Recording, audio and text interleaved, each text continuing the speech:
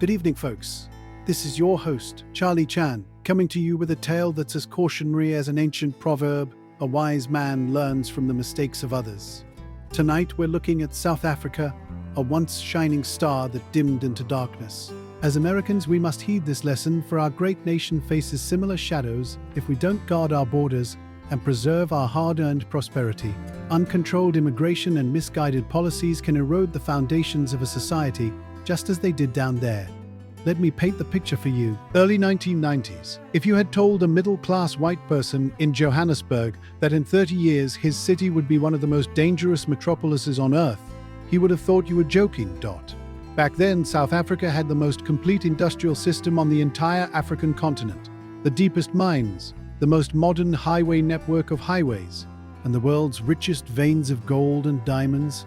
The nuclear power plant near Pretoria could build atomic bombs. The Johannesburg Stock Exchange was the only capital market in Africa that could stand shoulder to shoulder with London and New York. When Nelson Mandela walked out of prison in 1994, the international community almost unanimously believed that once the poison of apartheid was removed, the country would quickly become the rainbow nation and the beacon for the whole of Africa. 30 years have passed. The beacon never lit. Instead, it became the country with the highest murder rate in Africa.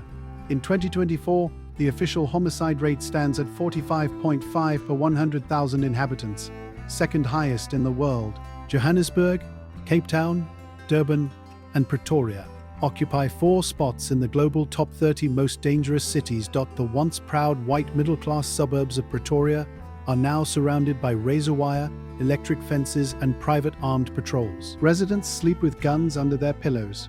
When apartheid ended in 1994, South Africa inherited an extraordinary foundation: 40% of global gold production, 80% of the world's platinum group metals, the largest reserves of diamonds, chromium, and manganese, 2/3 of all electricity generation south of the Sahara, more than 30,000 kilometers of railways, and port throughput that dwarfed the whole of West Africa combined.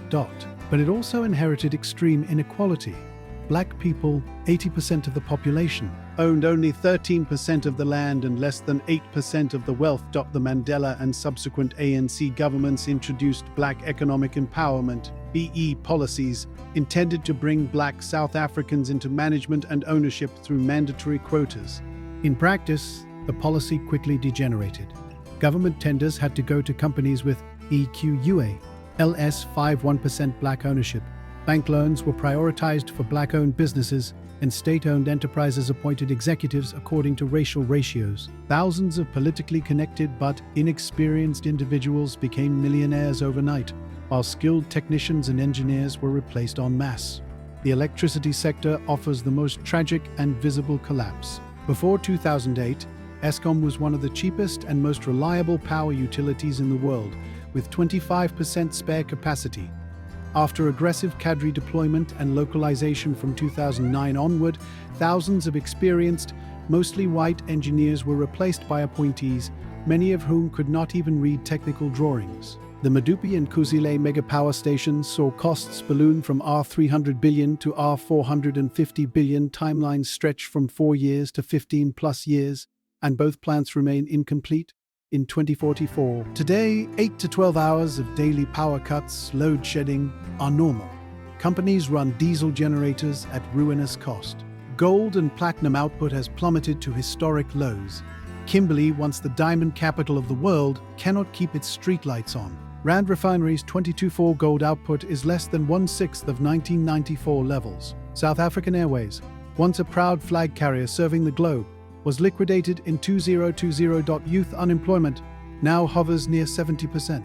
Hopeless young people join tens of thousands of street gangs. The Numbers Gang controls half of Cape Town. Hillbrow in central Johannesburg has become a no-go zone. The pearl of African industry is now left with the world's highest murder rate.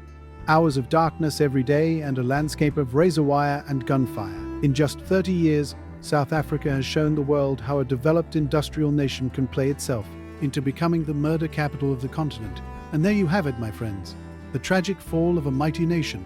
A reminder that even the richest house can crumble if its doors are left wide open to chaos.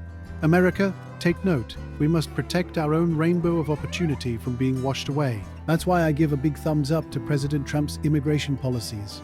They're the strong walls we need to keep the American dream alive and well, secure from the pitfalls that ensnared South Africa. As the old saying goes, better to light a candle than curse the darkness. Stay vigilant. Stay strong. This is Charlie Chan signing off.